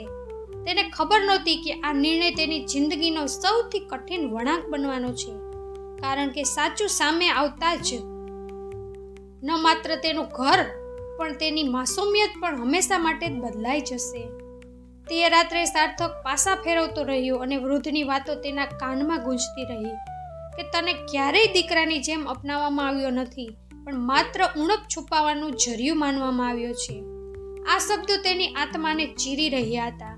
સવારે ઉઠતા જ તેણે નક્કી કર્યું કે હવે ચૂપ નહીં રહે. નાસ્તા સમયે સીમા રસોડામાં કામ કરતી હતી અને સાર્થકે હિંમત ભેગી કરીને કહ્યું કે માતા, મારે તમને કંઈક પૂછવું છે. સીમાએ ખીજાઈને કહ્યું કે જલ્દી બોલ, મારે બહુ કામ છે. સાર્થકની આંખો ભરાઈ આવી, પણ તેને સાહસ કરીને પૂછ્યું કે શું એ સાચું છે કે તમે પપ્પા સાથે માત્ર મને મેળવવા માટે લગ્ન કર્યા હતા, કારણ કે તમે ક્યારેય માતા નથી બની શકતા? આ સાંભળતા જ સીમાનો ચહેરો સફેદ પડી ગયો. તેના હાથમાંથી તવો લપસીને જમીન પર પડી ગયો અને ધ્રુજતા અવાજે તેણે પૂછ્યું કે આ બધું તને કોણે કહ્યું? સાર્થક ચૂપ રહ્યો, બસ નજર નમાવી દીધી અને બોલ્યો કે હું માત્ર સચ્ચાઈ જાણવા માંગુ છું. ત્યારે જ સીમાની આંખોમાં ગુસ્સો અને ડર એક સાથે ઉમટી આવ્યા. તે ઝડપથી સાર્થક પાસે આવી અને તેનો હાથ જોરથી પકડી લીધો અને ઝેરીલા અવાજે બોલી કે ભલે જિંદગીભર પણ તારો બાપ તારા પર ભરોસો કરે, પણ તું મારાથી જીતી શકતો નથી. યાદ રાખજે, આ ઘર મારું છે, તારો બાપ મારો છે અને તું માત્ર એક એવો બોજ છે જેને હું ધારું તો પળવારમાં આ ઘરની બહાર કરી શકું છું. આ સાંભળતા જ સાર્થકનું દિલ દહેશતથી ભરાઈ ગયું અને તેની આંખોમાંથી બેબસ આંસુ વહેવા લાગ્યા. તે જ ક્ષણે તેને સાફ સમજાઈ ગયું કે સીમાના દિલમાં તેના માટે રત્તીભર પણ મમતા નથી. પણ ત્યારે જ દરવાજા પર ઊભેલા શર્મા અંકલે આ બધું સાંભળી લીધું અને તેમણે હળવેથી દરવાજો ખખડાવતા ગંભીર અવાજે કહ્યું કે સીમા વહુ, બાળક સાથે આ રીતે વાત કરવી ઠીક નથી અને સાચું ગમે તેટલું દબાવો, એક દિવસ બહાર આવી જ જાય છે. આ સાંભળી સીમા ખૂબ જ ગભરાઈ ગઈ અને તેનો ચહેરો પરસેવે રેબઝેબ થઈ ગયો. જ્યારે સાર્થકને પહેલીવાર થોડો હળવો અનુભવ થયો કે જાણે તેની ખામોશીને કોઈ બીજાએ પણ સાંભળી લીધી હોય. પણ તેને અંદાજ નહોતો કે આ તો બસ શરૂઆત છે અને આવનારા દિવસોમાં આ સંઘર્ષ એટલો ઊંડો હશે કે આખું ઘર હચમચી જશે. તે સાંજે ગુલશન ઓફિસથી પાછા આવ્યા તો તેમણે આંગણાનું વાતાવરણ અસામાન્ય રીતે ભારે જોયું. સાર્થક રૂમમાં ચૂપચાપ બેઠો હતો અને સીમા વારંવાર બેચેનીથી આમ તેમ જોઈ રહી હતી. ત્યારે જ પાડોશી શર્મા અંકલ અંદર આવ્યા અને ગંભીર સ્વરે બોલ્યા કે ગુલશનભાઈ, તમારી સાથે એક જરૂરી વાત કરવાની છે. ગુલશને હેરાનીથી પૂછ્યું કે શું વાત છે શર્માજી, બધું બરાબર તો છે ને? શર્મા અંકલ થોડી પળ ચૂપ રહ્યા, પછી બોલ્યા કે હું જાણું છું કે ઘરની વાતો બહાર ન જવી જોઈએ, પણ જ્યારે સવાલ બાળકની માસૂમિયત અને તેની જિંદગીનો હોય તો ચૂપ રહેવું પણ ગુનો બની જાય છે. હું ઘણા દિવસોથી જોઈ રહ્યો છું કે સાર્થક ઠીક નથી. તેની મુસ્કાન ગાયબ છે અને આંખોમાં ડર તેમજ એકલાપણું સાફ દેખાય છે. શું તમે ક્યારેય આના પર ધ્યાન આપ્યું? ગુલશન અટકી ગયા અને બોલ્યા કે બાળક છે, ક્યારેક મન ખરાબ થઈ જતું હશે. શર્મા અંકલે માથું હલાવતા દ્રઢ અવાજે કહ્યું કે ના ગુલશનભાઈ, આ વાત આટલી સરળ નથી. સચ્ચાઈ એ છે કે તમારી આંખો સામે ઘણું બધું થઈ રહ્યું છે જે તમે જોઈ શકતા નથી. સાર્થક દરરોજ કોઈ ભારે બોજ નીચે જીવી રહ્યો છે. આની વજહ તમારા ઘરની અંદર જ છે. આ સાંભળી સીમાનો ચહેરો ઉડી ગયો અને તે વચ્ચે બોલી ઉઠી કે તમે પાડોશી છો, તમારી હદમાં રહો. અમારા ઘરની વાતો કેમ ઉછાળી રહ્યા છો? પણ શર્મા અંકલ અટક્યા વગર બોલ્યા કે વહુ, બાળક તમારી જવાબદારીમાં છે. જો તે દરેક વખતે ડરેલો, સહમેલો અને ઉદાસ દેખાય તો શંકા થવી વ્યાજબી છે. ગુલશનભાઈ, બસ એટલું કહીશ કે આંખો ખોલીને તમારા દીકરાને જુઓ. સાચું બહુ દૂર નથી. ગુલશન અસમંજસમાં પડી ગયા અને કંઈ કહી ન શક્યા. તેમના મનમાં પહેલીવાર શંકાની હલકી ચિંગારી જાગી. તે રાત્રે જ્યારે બધા સૂઈ ગયા તો તેમણે બારીમાંથી બહાર જોયું, જ્યાં સાર્થક ઘૂંટણમાં માથું છુપાવીને રડી રહ્યો હતો. ગુલશનનું દિલ ધ્રુજી ઉઠ્યું અને તેમને અહેસાસ થયો કે કદાચ શર્મા અંકલ સાચું કહી રહ્યા છે. પણ તેમને ખબર નહોતી કે આ તો માત્ર શરૂઆત છે, કારણ કે અસલી સાચું એટલું મોટું હતું કે જાણીને તેમની આખી દુનિયા હચમચાવી દીધી. તેમનું મન હવે સચ્ચાઈ જાણવા માટે પૂરેપૂરું બેચેન થઈ ગયું હતું. અને થોડા દિવસો પછી શર્મા અંકલ તેમને તે જ વૃદ્ધ પાસે લઈ ગયા જેમને પહેલા સાર્થક મળી ચૂક્યો હતો. વૃદ્ધે ગુલશનને જોતા જ ઊંડો શ્વાસ લીધો અને બોલ્યો કે તમે બહુ ભલા માણસ છો, પણ તમારી સાથે દગો થયો છે, કારણ કે સીમાનો ભૂતકાળ એવો નથી જેવો તે તમને બતાવતી રહી છે. ગુલશને ધ્રુજતા અવાજે પૂછ્યું કે કેવો ભૂતકાળ? તો વૃદ્ધે તેમની સામે આખી વાર્તા ખોલી દીધી, જેમાં ઘરથી ભાગવું, ચોરી કરવી, ભાઈનું મોત, જેલની સજા અને પછી સમાજથી તિરસ્કાર બધું સામેલ હતું. આ સાંભળતા જ ગુલશન પગ નીચેથી જમીન સરકી ગઈ અને તેમને વિશ્વાસ જ ન થયો કે જે સ્ત્રીને તેમને પત્ની અને દીકરાની માતા માની તેનો ભૂતકાળ આટલો કાળો હોઈ શકે છે. આખા રસ્તે તેઓ ખામોશ રહ્યા અને ઘરે પહોંચતા જ તેમણે સાર્થકને ચૂપચાપ ભણતા જોયો તો તેમની આંખોમાંથી આંસુ વહી નીકળ્યા અને પહેલીવાર તેમને અહેસાસ થયો કે દીકરાની ખામોશી કેટલી ભારે છે. તે જ પળે ગુલશને નક્કી કરી લીધું કે હવે સીમાની અસલિયત સામે બતાવવી જ પડશે. પણ આ રાહ સરળ નહોતી, કારણ કે સીમા ન માત્ર ચાલાક હતી પણ પોતાના સાચાને છુપાવવામાં માહિર પણ હતી. તે રાત્રે જમવાનું પૂરું થયા પછી જ્યારે સાર્થક પોતાના રૂમમાં ચાલ્યો ગયો તો ગુલશન બેઠકમાં બેસી સીમાને ધ્યાનથી જોતા રહ્યા. સીમાએ પૂછ્યું કે શું થયું, આમ કેમ જોઈ રહ્યા છો? તો ગુલશને શાંત પણ દ્રઢ સ્વરે કહ્યું કે મારે તને કંઈક પૂછવું છે અને આજે હું સાચું સાંભળવા માંગુ છું. સીમા થોડી ગભરાઈ ગઈ પછી પોતાની જાતને સાંભળતા બોલી કે શું પૂછવું છે. ગુલશને તેની આંખોમાં આંખો નાખીને કહ્યું કે તારો ભૂતકાળ શું છે અને તે લગ્ન પહેલા મારાથી શું છુપાવ્યું, કારણ કે હવે મને ખબર પડી ચૂકી છે કે ઘણું બધું એવું નથી જેવું તે બતાવ્યું હતું. આ સાંભળતા જ સીમાનો ચહેરો સફેદ પડી ગયો અને તેના હાથ ધ્રુજવા લાગ્યા. તેણે ખીજાઈને કહ્યું કે તને આ બધું કોણે કહ્યું? કોણ ભરી રહ્યું છે તારા કાનમાં? ગુલશનનો અવાજ સખત થઈ ગયો અને તેમણે કહ્યું કે કોઈએ કંઈ નથી ભર્યું. મેં પોતે જોયું છે. મેં મારા દીકરાની આંખોમાં ડર જોયો છે અને તે લોકો પાસેથી પણ સાંભળ્યું છે જે તને પહેલાથી જાણતા હતા. જો તું સાચું નહીં બતાવે તો હું પોતે બધું સામે લાવી લઈશ. સીમા ગુસ્સા અને ડર વચ્ચે ઝૂલવા લાગી અને ઊંચા અવાજે બોલી કે હા, મારો ભૂતકાળ સાફ નથી, પણ જે કર્યું એ મજબૂરીમાં કર્યું. જો તમે મને છોડી દેશો તો હું ફરી રસ્તા પર આવી જઈશ અને જો તમે મારું સાચું કોઈને કહેશો તો સૌથી પહેલા તમારા દીકરાને સજા મળશે. આ સાંભળી ગુલશન સ્તબ્ધ થઈ ગયા અને તેમની અંદરનો પિતા જાગી ઉઠ્યો. તેમણે ગુસ્સામાં કહ્યું કે જો તે મારા દીકરાને હાથ પણ લગાડ્યો તો સમજી લેજે આ ઘર તારું નહીં રહે. ઘરનું વાતાવરણ ભારે થઈ ગયું અને દરવાજા પાછળ ઊભેલો સાર્થક બધું સાંભળી ચૂક્યો હતો. તેની આંખોમાંથી આંસુ વહી રહ્યા હતા, પણ દિલમાં અજીબ રાહત પણ હતી, કારણ કે પપ્પાએ પહેલીવાર તેના માટે અવાજ ઉઠાવ્યો હતો. બીજી સવારે સીમાએ બધું સામાન્ય બતાવવાની કોશિશ કરી અને જલ્દી કામ પતાવી નાસ્તો બતાવતા હસીને બોલી કે રાત્રે ગુસ્સામાં કંઈક ખોટી વાત નીકળી ગઈ હતી. સચ્ચાઈ એ છે કે લોકોએ મને હંમેશા બદનામ કરી છે, પણ સચ્ચાઈ એવી નથી જેવી તેમણે બતાવી હશે. ગુલશન ચૂપચાપ સાંભળતા રહ્યા તો સીમાએ નિસાસો નાખી કહ્યું કે મેં યુવાનીમાં કંઈક ખોટા નિર્ણયો લીધા હતા. દરેક માણસ ભૂલ કરે છે, પણ શું આનો મતલબ એ છે કે હું જિંદગીભર શંકા અને મેણામાં જીવતી રહું? મેં તમને અને સાર્થકને મારો પરિવાર માન્યો છે. જો હું આટલી ખરાબ હોત તો શું રોજ આ ઘર માટે મહેનત કરતી?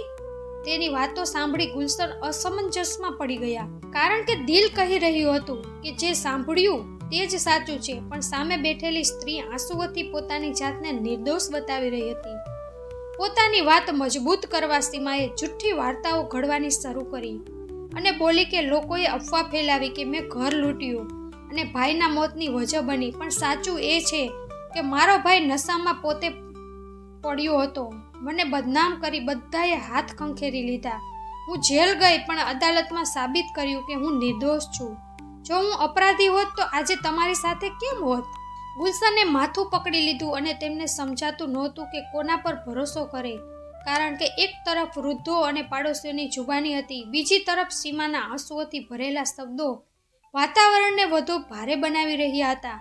ત્યાં જ દરવાજા પાસે ઊભેલો સાર્થક બધું ચૂપચાપ સાંભળી રહ્યો હતો અને તેનું માસૂમ મન આ વાતોથી બધું ગૂંચવાતું જતું હતું. તે વિચારી રહ્યો હતો કે જો માતા સાચું નથી બોલી રહી તો એવું કેમ છે, અને જો તે ખરેખર નિર્દોષ છે તો પછી તેને દરેક વખતે ડર અને તકલીફ કેમ આપવામાં આવે છે? સીમાએ ધીરેથી ગુલશનનો હાથ પકડી લીધો અને ભાવુક સ્વરે બોલી કે ગુલશન, વિચારો લોકો શું કહેશે કે બીજી લગ્ન પછી પણ તમે સુખી ન રહી શક્યા. ગુલશન ઊંડી ચિંતામાં ડૂબી ગયા, કારણ કે સંબંધોની દોરી હવે નબળી પડી જતી હતી અને સચ્ચાઈના પડ વધુ ગૂંચવાઈ રહ્યા હતા. સીમાની રડતી વાતો સાંભળી ગુલશન દુવિધામાં ફસાઈ ગયા, પણ સાર્થકના મનમાં હવે નવા સવાલો જન્મવા લાગ્યા. તેમણે મનોમન કરી લીધું કે સાચું ભલે ગમે તેટલું કડવું કેમ ન હોય, તે પોતે શોધીને જ રહેશે. એક દિવસ સ્કૂલેથી પાછા આવતા તે સીધો તે જ વૃદ્ધ પાસે પહોંચ્યો અને ધીમા સ્વરે બોલ્યો કે દાદાજી, સીમા માતા કહે છે કે બધું જૂઠ છે અને તેમના પર કારણ વગર આરોપ લગાવવામાં આવ્યા છે. અસલી સાચું શું છે? મારે બધું જાણવું છે. વૃદ્ધ તેને ઊંડી નજરથી જોયો અને બોલ્યો કે બેટા, સાચાથી ભાગવા કરતાં સારું છે તેમનો સામનો કરવો. જો તારે સચ્ચાઈ જોઈએ છે તો તે દસ્તાવેજોને જો જેમાં તેનો ભૂતકાળ નોંધાયેલો છે, કારણ કે પોલીસ સ્ટેશન અને અદાલતના કાગળો ક્યારેય જૂઠું બોલતા નથી. સાર્થકની આંખોમાં આશાની ચમક આવી ગઈ અને તેમણે વિચાર્યું કે જો તે આ કાગળિયા પપ્પાને બતાવી દેશે તો કદાચ તેઓ પણ સાચું માની લેશે. બીજે દિવસે સ્કૂલ પછી તે છુપાતા સીધો સ્થાનિક પોલીસ સ્ટેશન પહોંચી ગયો, જ્યાં ઊભેલા ચોકીદારે તેને રોકી લીધો અને પૂછ્યું કે અરે બાળક, અહીં શું કરી રહ્યો છે? સાર્થક ગભરાઈ ગયો, પણ ધ્રુજતા અવાજે બોલ્યો કે મારે જૂના રેકોર્ડ જોવા છે. સીમા નામની એક સ્ત્રીના. ચોકીદાર હસી પડ્યો અને બોલ્યો કે આટલો નાનો થઈને આટલી મોટી વાતો ન કર, જા રમ. નિરાશ થઈ સાર્થક બહાર નીકળી આવ્યો, પણ કિસ્મતને કંઈક બીજું જ મંજૂર હતું. બહાર તેને તે જ જૂનો કોન્સ્ટેબલ દેખાઈ ગયો જે વૃદ્ધનો પરિચિત હતો. તેણે સાર્થકને ઓળખી લીધો અને ધીમેથી બોલ્યો કે તું સીમા વિશે શું પૂછી રહ્યો છે બેટા? અહીં બધા રેકોર્ડ છે. મેં પોતે જોયું છે. તે કેસ ઘણા વર્ષો સુધી ચાલ્યો હતો, જેમાં ચોરી, ભાગવું અને ભાઈનું મોત બધું નોંધાયેલું છે. આ સાંભળતા સાર્થકના શ્વાસ અટકી ગયા અને તેણે ધ્રુજતા પૂછ્યું કે શું તમે મને તે કાગળ બતાવી શકો છો? તો કોન્સ્ટેબલે ધીરેથી કહ્યું કે અત્યારે નહીં, પણ સાચો સમય આવે હું તને બધું આપીશ. સાર્થકનું દિલ જોર જોરથી ધડકી રહ્યું હતું. તેને પહેલીવાર અહેસાસ થયો કે તે સાચાની બહુ નજીક પહોંચી ગયો છે. પણ ઘરે પાછા ફરતા જ સીમાથી શંકાથી ભરેલી નજરો તેના પર ટકી ગઈ અને ઠંડા અવાજે બોલી કે આજકાલ તું બહુ મોડો ઘરે આવવા લાગ્યો છે. યાદ રાખજે, જો તે કંઈ પણ ઊંધું ચતું કર્યું તો તને એવો પસ્તાવો કરાવીશ કે જિંદગીભર યાદ રાખીશ. તે પળે સાર્થકે મનોમન નક્કી કરી લીધું કે હવે ભલે ગમે તેટલી સજા કેમ ન મળે, તે આ સાચું બધાની સામે લાવીને જ રહેશે. પછીના અઠવાડિયે રવિવારે જ્યારે ગુલશન ઓફિસ ગયા નહોતા અને સીમા કોઈ કામથી સંબંધીને ત્યાં બહાર ગઈ હતી, ત્યારે જ મહોલ્લામાં રહેતો તે જ જૂનો કોન્સ્ટેબલ ચૂપચાપ સાર્થકને મળ્યો અને પોતાની થેલીમાંથી કંઈક જૂના કાગળ કાઢીને, બેટા આ ફાઇલો તારા બહુ કામ આવશે. આમાં સીમાનો આખો રેકોર્ડ છે, અદાલતના નિવેદનો, પોલીસ રિપોર્ટ બધું નોંધાયેલું છે. સાર્થકે ધ્રુજતા હાથે તે કાગળ પકડ્યા, જેમાં ડર પણ હતો અને આશા પણ. કાગળમાં સાફ લખ્યું હતું કે સીમા નામની મહિલા પર ચોરી, ઘરના લોકો સાથે મારામારી અને ભાઈના મોતના સંડોવણીનો આરોપ હતો અને તે 5 વર્ષની સજા થઈ હતી. નાના એવા બાળકના હાથ ધ્રુજતા હતા, પણ તેને લાગ્યું કે દિલ પર રાખેલો બોજ હવે કંઈક હળવો થઈ રહ્યો છે. સાંજે જ્યારે ગુલશન ઘરે પાછા ફર્યા તો સાર્થકે હિંમત ભેગી કરીને કહ્યું કે પપ્પા મારે તમને કંઈક બતાવવું છે, અને થરથરતા હાથે કાગળ તેમની સામે મૂકી દીધા. ગુલશને ફાઇલ ઉપાડી વાંચવાનું શરૂ કર્યું અને જેમ જેમ તેના પલટાતા પાના ગયા તેમ તેમ તેનો ચહેરો પીળો પડતો ગયો, કારણ કે દિલમાં તોફાન જાગી ચૂક્યું હતું કે શું સાચે જ આ એ સ્ત્રી છે જેની સાથે મેં મારું ઘર વસાવ્યું? ત્યારે જ દરવાજા પર સીમા આવી ગઈ. તેણે કાગળ ગુલશનના હાથમાં જોતા સીમાનો ચહેરો એક પળ માટે સખત થઈ ગયો અને બીજી જ ક્ષણે તે ગુસ્સાથી ભરાઈને ચીસો પાડવા લાગી કે આ બધું તમે ક્યાંથી લાવ્યા અને કોણે તમને આ ફાઇલો આપી? ગુલશન ક્રોધથી ધ્રુજતા બોલ્યા કે સીમા હવે સાચું છુપાવવાની જરૂર નથી. આ પુરાવો છે કે તે મને અંધારામાં રાખ્યો. સાર્થક એક ખૂણામાં ઊભો બધું જોઈ રહ્યો હતો. ત્યારે સીમાએ લાલ આંખોથી તેની સામે ઘૂરતા ચીખીને કહ્યું કે આ જ છે જેણે મને બેનકાબ કરી છે. હું આને ક્યારેય માફ નહીં કરું. આ સાંભળતા જ ગુલશન તરત દીકરાની આગળ ઊભા રહી ગયા અને ગાજતા બોલ્યા કે સીમા, જો મારા દીકરાને હાથ પણ લગાડ્યો ને તો સમજી લેજે આ ઘરનો દરવાજો તારા માટે હંમેશા માટે બંધ થઈ ગયો. રૂમમાં તણાવ વીજળીની જેમ ફેલાઈ ગયો અને સાચું બધાની સામે આવી ચૂક્યું હતું, પણ આગળ શું થશે કોઈ જાણતું નહોતું. હાથમાં કાગળ પકડેલા ગુલશનનો ગુસ્સો ચરમસીમા પર હતો, પણ સીમા હાર માનવાવાળી નહોતી. તેથી તેણે તરત જ આંસુઓનો સહારો લીધો અને જમીન પર બેસીને જોર જોરથી રડવા લાગી કે હાય રામ, મારા જ ઘરમાં મને અપરાધી બનાવવામાં આવી રહી છે, જ્યારે હું આ ઘરની સેવા કરી રહી છું. તેણે રડતા રડતા કહ્યું કે ગુલશનજી, વિચારો શું હું સાચે જ આટલી ખરાબ હોઈ શકું? ગુલશન કંઈ કહે તે પહેલા જ સીમાએ વાતોને વાળતા કહ્યું કે આ બધા કાગળ જૂઠા છે. દુશ્મનોએ તેને ફસાવવા માટે બનાવ્યા હતા અને અદાલતે તો તેને છોડી દીધી હતી. જો તે દોષી હોત તો શું આજે આ ઘરમાં હોત?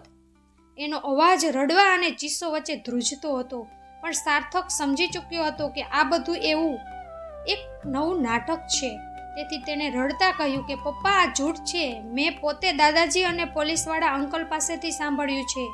સીમાએ તરત આંગળી ચીંધીને દાટ્યું કે ચૂપ રહે, તું બાળક છે, તને સાચા ખોટાની સમજ નથી અને તને ભડકાવવામાં આવ્યો છે.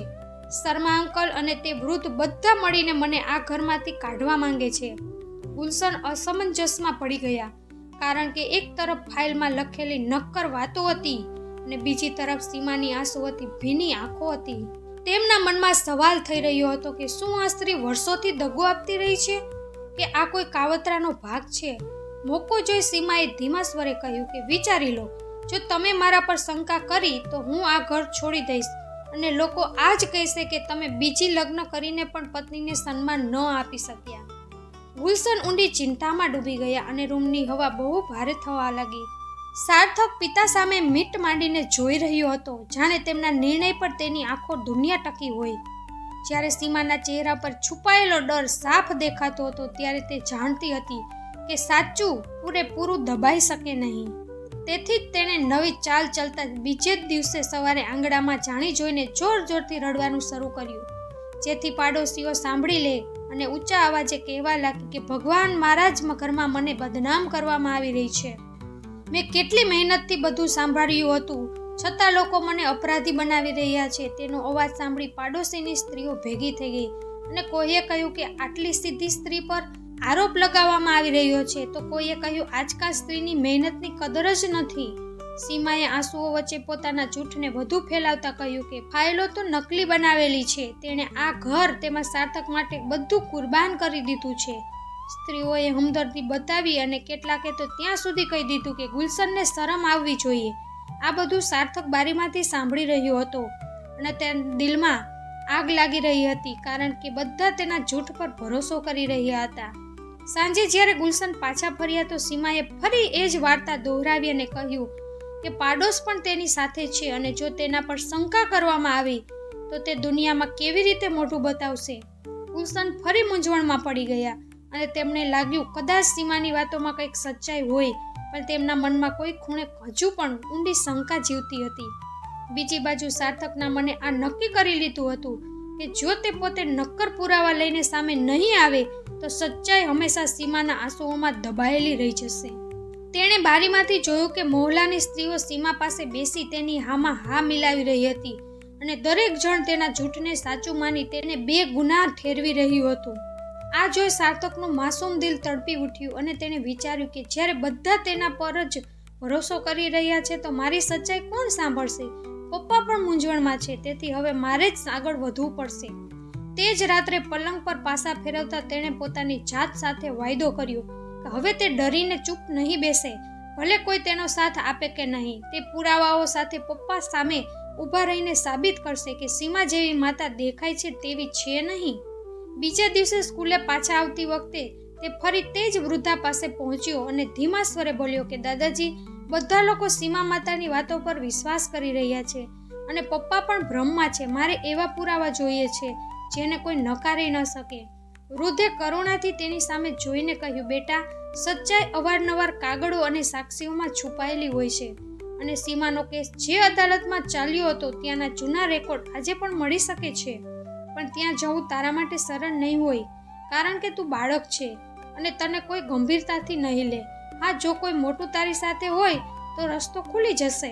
આ સાંભળતા જ સાર્થકે વગર મોડું કર્યા કહ્યું કે તે શર્મા અંકલની મદદ લેશે, કારણ કે તેઓ જ તેના પર ભરોસો કરે છે. તેની આંખોમાં હવે ડર નહીં પણ દ્રઢ નિશ્ચય હતો અને પહેલીવાર તેને લાગ્યું કે એકલા હોવા છતાં તે મજબૂત છે. ઘરે પાછા ફરી તેણે જોયું કે સીમા ફરી ગુલશન સામે રડી રહી હતી અને કહી રહી હતી કે જો તેના પર વિશ્વાસ નથી તો તે આ ઘર છોડી દેશે. દરવાજા પાસે ઊભેલા સાર્થકે પપ્પાને જોયા અને તેના મનમાં એ જ વાત આવી કે હવે મોડું નથી કરવાનું અને સાચું બધાની સામે લાવવું જ પડશે. બીજી સવારે તે સ્કૂલ જવાનું બહાનું કાઢી ઘરની બહાર નીકળ્યો, પણ સીધો શર્મા અંકલના ઘરે પહોંચ્યો અને તેમની મદદ માંગી. શર્મા અંકલે તેની વાત સાંભળી, થોડી પર વિચાર્યું, પછી ગંભીર સ્વરે કહ્યું કે તું નાનો જરૂર છે પણ તારા હોસલા મોટા છે અને જો તું આટલું સાહસ બતાવી રહ્યો છે તો હું તારી સાથે ચાલીશ. તે જ દિવસે બંને અદાલત પહોંચ્યા, જ્યાં જૂના રેકોર્ડનો રૂમ હતો અને ધૂળ ભરેલી ફાઇલોના ઢગલા હતા. શર્મા અંકલે જૂના અખબારમાંથી સાચવી રાખેલો કેસ નંબર બતાવ્યો તો શોધ શરૂ થઈ અને ઘણીવાર પછી એક જૂની ફાઇલ સામે મૂકી દેવામાં આવી. ફાઇલ ખોલતા જ સાર્થકના શ્વાસ તેજ થઈ ગયા, કારણ કે તેમાં સાફ લખ્યું હતું આરોપી સીમા અને એ જ સરનામું તેમજ તે જ આરોપી જેમની તેણે કલ્પના કરી હતી. ફેસલો વાંચતા જ તેની આંખોમાંથી આંસુ વહી નીકળ્યા અને શર્મા અંકલે તેના ખંભા પર હાથ મૂકી કહ્યું કે હવે તારી પાસે એવો પુરાવો છે જેને કોઈ દબાવી શકતું નથી. ઘરે પાછા ફરતા તેના મનમાં ડર અને આશા બંને હતા, પણ તે નક્કી કરી ચૂક્યો હતો કે ભલે કંઈ પણ થાય તે પણ સાચું પપ્પા સામે રાખશે જ. તેને એ ખબર નહોતી કે સીમાને તેની આ કોશિશની જાણ થઈ ચૂકી છે અને તેને રોકવા માટે ખતરનાક ચાલ ચલવાની છે. તે જ રાત્રે સીમા તેના રૂમમાં આવી અને ધમકી આપતા બોલી કે જો તેણે મોઢું ખોલ્યું તો તેને બરબાદ કરી દેશે અને પપ્પાને તેના વિરુદ્ધ ભડકાવી દેશે. આ સાંભળી સાર્થક ધ્રુજી ઉઠ્યો અને તેના મનમાં એ ડર બેસી ગયો કે જો સીમા પહેલાં જ પપ્પાના કાન ભરી દેશે તો કદાચ તેઓ તેની વાત ક્યારેય નહીં સાંભળે. બીજી સવારે સીમાએ એ જ ચાલ ચાલી જેની કોઈને ઉમ્મીદ નહોતી. નાસ્તાના ટેબલ પર બેસતા જ તેણે રડતા રડતા કહ્યું કે ગુલશનજી, હવે મારાથી વધુ નથી સહેવાતું. સાર્થક મને બદનામ કરવા માટે પાડોશીઓ અને અજાણ્યાઓને મળી રહ્યો છે. કાલે મેં પોતે જોયું કે તે કોઈ કાગળ છુપાવીને લાવી રહ્યો હતો અને મને ડર છે કે ક્યાંક તે ખોટા રસ્તે ન ચાલ્યો જાય. ગુલશન આ સાંભળી ચોંકી ગયા અને તેમણે સખત સ્વરે સાર્થકને જોઈ પૂછ્યું કે શું આ સાચું છે? સાર્થકની આંખો ભરાઈ આવી અને ધ્રુજતા અવાજે તેણે કહ્યું કે ના પપ્પા, હું માત્ર સાચું સામે લાવવા માંગુ છું અને મારી પાસે પુરાવા પણ છે. આ કહેતા તેણે ફાઇલ કાઢવી ચાહી પણ ત્યાં સીમા ત્રાટકી અને કાગળ છીનવીને ચૂલા તરફ વધી. સાર્થક ગભરાઈને ચીસો પાડવા લાગ્યો કે પપ્પા બચાવો. ગુલશને ઝડપથી આગળ વધી કાગળ તેના હાથમાંથી છીનવી લીધા અને ગુસ્સાથી બોલ્યા કે સીમા, તું બેગુનાહ છે તો આ કાગળથી ડરી કેમ રહી છે? આ સાંભળતા સીમા સ્તબ્ધ થઈ ગઈ અને તેની બધી ચાલ એક પળમાં બેકાર થઈ ગઈ. સાર્થકે પહેલીવાર પોતાની અંદર જીતની હલકી રોશની અનુભવી. પણ સીમા હાર માનવા વાળી નહોતી. તેણે મનોમન નક્કી કરી લીધું કે હવે છેલ્લો દાવ ખેલવામાં આવશે જે આખા ઘરને ઉલટાવી શકે છે. તેના ચહેરા પર હારની પડછાયો દેખાયો હતો પણ આંખોમાં કાવતરું જીવતું હતું. રાત્રે બધાના સૂઈ ગયા પછી તે એકલી બેસી વિચારવા લાગી કે જો સાચું બહાર આવ્યું તો તેની ઇજ્જત ખતમ થઈ જશે. તેથી હવે એવું નાટક કરવું પડશે કે બધા તેના પર વિશ્વાસ કરે અને સાર્થક જૂઠો સાબિત થાય. સવાર થતાં જ તેણે પોતાના હાથ પર હલકી ઈજા કરી દીધી અને ચહેરાને આંસુઓથી ભીંજવી દીધો. પછી મહોલ્લાની સ્ત્રીઓને બોલાવી ઊંચા અવાજે રડવા લાગી કે જુઓ આ ઘરમાં મારી સાથે શું થઈ રહ્યું છે. સાવકો દીકરો મારી ઇજ્જત મિટાવવા પર તુલ્યો છે અને હવે મારી પર ઉતરી આવ્યો છે. આ ઈજા તેણે જ આપી છે. પાડોશની સ્ત્રીઓ સ્તબ્ધ થઈ ગઈ. કોઈ અફસોસ વ્યક્ત કર્યો. નાનો થઈને પણ આટલી દાદાગીરી સારી નથી. આ સાંભળી સાર્થક ફૂટી પડ્યો અને બોલ્યો કે આ બધું જૂઠ છે. પપ્પા, મેં કંઈ નથી કર્યું. સીમા તરત ગુલશન તરફ વળી રડતા બોલી કે તમે જ બતાવો હું ક્યાં સુધી આ બધું સહું. જો તમને મારા પર ભરોસો નથી તો હું આ ઘર છોડી દઈશ. પણ લોકો આજ કહેશે કે તમે તમારી પત્નીને કારણ વગર અપમાનિત કરી. ગુલશન ઊંડી ગૂંચવણમાં ડૂબી ગયા. એક તરફ પડોશીઓની સહાનુભૂતિ હતી તો બીજી તરફ સાર્થકની માસૂમ આંખો હતી અને તેમના અંદર ભારે ઉથલપાથલ મચી ગઈ. સાર્થક મનોમન ડરી રહ્યો હતો કે જો આજે પણ પપ્પાએ સાથ ન આપ્યો તો તે તૂટી જશે. જ્યારે સીમાના ચહેરા પર જૂઠી માસુમિયત હતી અને આંખોમાં ચાલાકી સાફ ઝલકતી હતી. તેને પૂરો વિશ્વાસ હતો કે સમાજ તેને જ સાચો માનશે. પણ તેનો અંદાજ નહોતો કે કિસ્મત હવે ખેલ પલટાવવાની છે. કારણ કે તે જ વૃદ્ધ જેણે ક્યારેય સાર્થકને સાચું બતાવ્યું હતું તે બીજે દિવસે આ ઘરના ઉંબરે આવવાના હતા. બપોરે દરવાજા પર દસ્તક થઈ.